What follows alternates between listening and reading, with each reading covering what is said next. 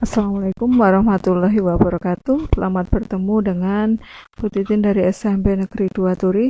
Kali ini kita masih belajar tentang bidang kartesius untuk materi posisi garis terhadap sumbu X dan sumbu Y.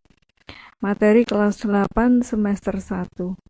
Baiklah anak-anak, pada pertemuan sebelumnya kalian sudah belajar tentang posisi titik pada koordinat kartesius dan juga posisi titik pada sumbu X dan sumbu Y.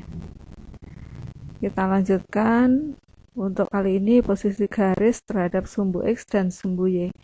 Kalian tentu pernah melihat gambar denah, misalnya di undangan gitu ya, atau di buku juga ada contohnya.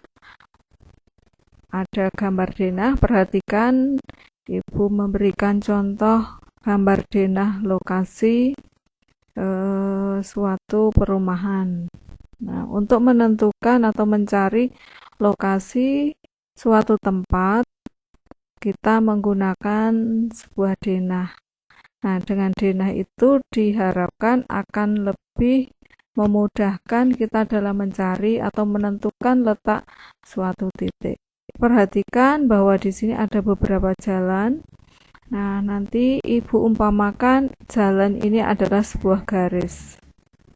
Ya, jalan itu sebuah garis, kemudian lokasinya nanti adalah titik-titik.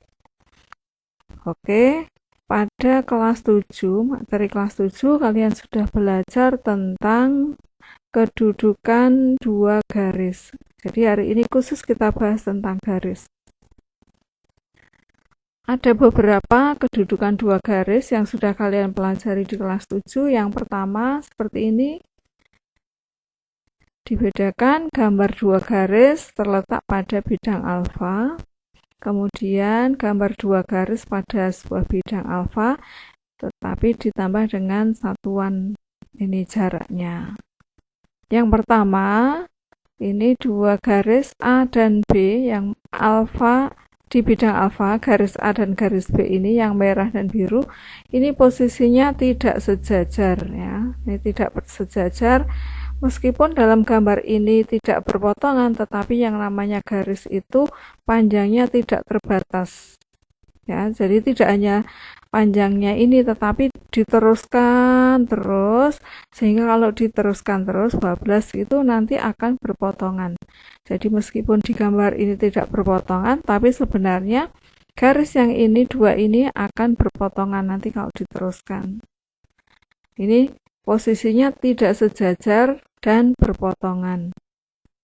Selanjutnya gambar yang kedua ya, posisi yang kedua, ini garis C dan D merah dan biru ini juga tidak sejajar dan berpotongan. Nanti berpotongannya di sebelah kiri.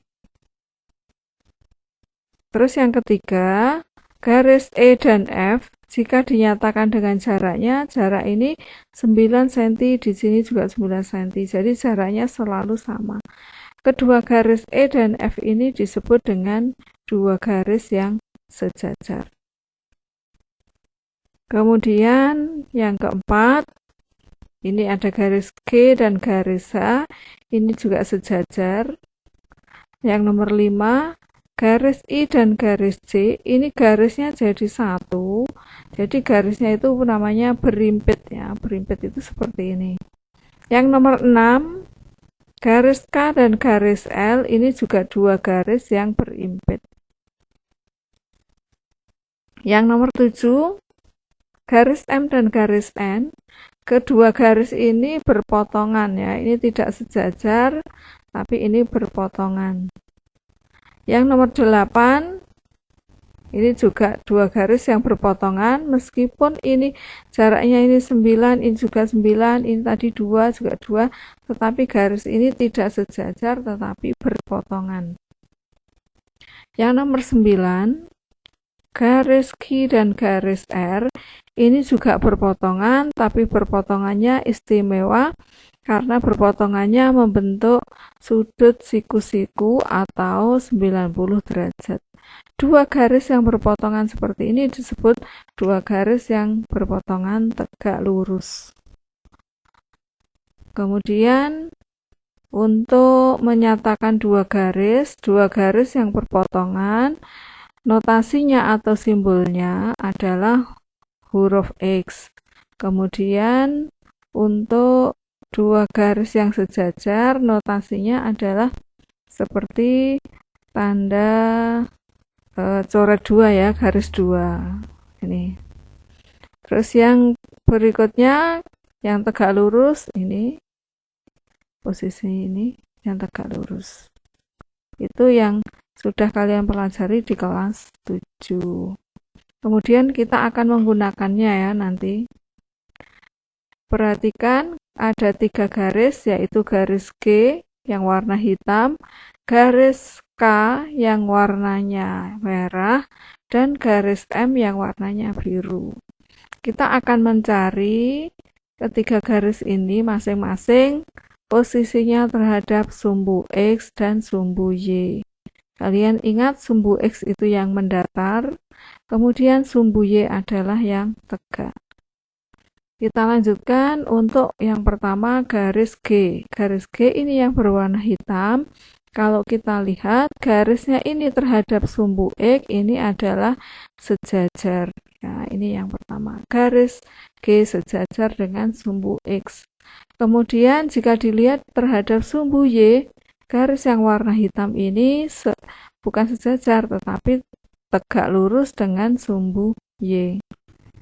Kemudian untuk yang garis K yang warna merah ini sejajar dengan sumbu Y dan tegak lurus dengan sumbu X. Ini. Lanjut, yang ketiga garis M yang warnanya biru. Garis M ini tidak sejajar dan tidak tegak lurus dengan sumbu X maupun sumbu Y. Tetapi garis M ini berpotongan dengan sumbu X dan sumbu Y.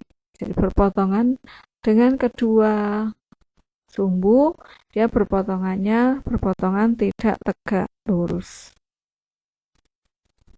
Kita lanjutkan.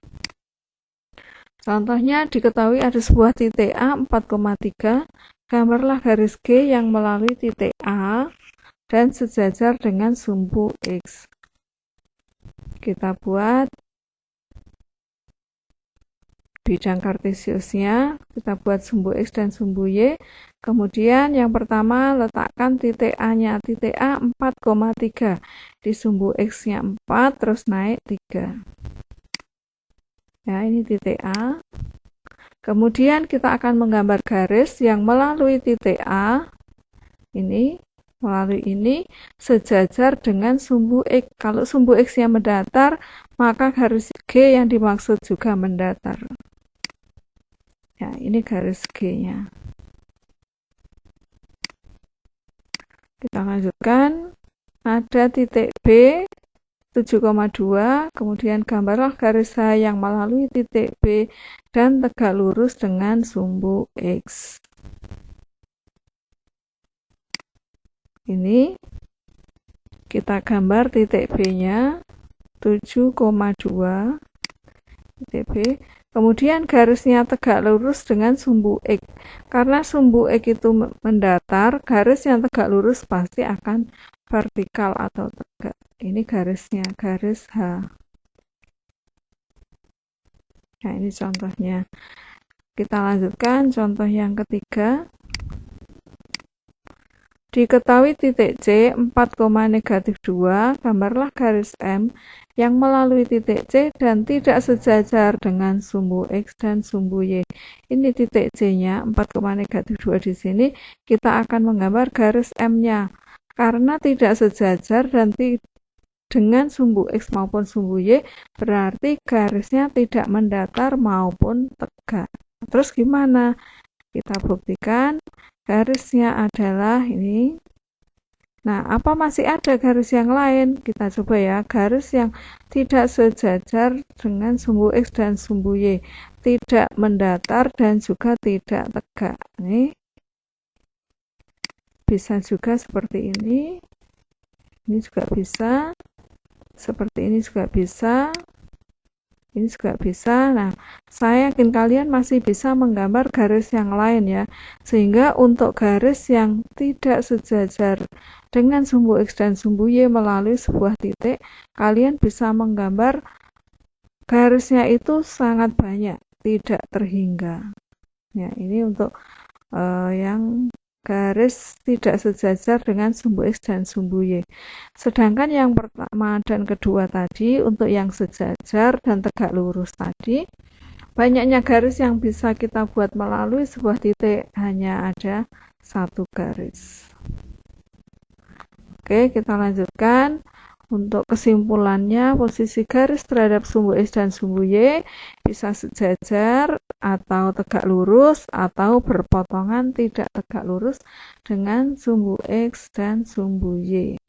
Nah, yang ketiga ini berpotongan tidak tegak lurus artinya tidak sejajar dengan sumbu X maupun sumbu Y. Itu yang bisa kita bahas untuk materi terakhir pada bidang kartesius. Semoga bermanfaat dan dapat dipahami. Ibu cukupkan. Wassalamualaikum warahmatullahi wabarakatuh.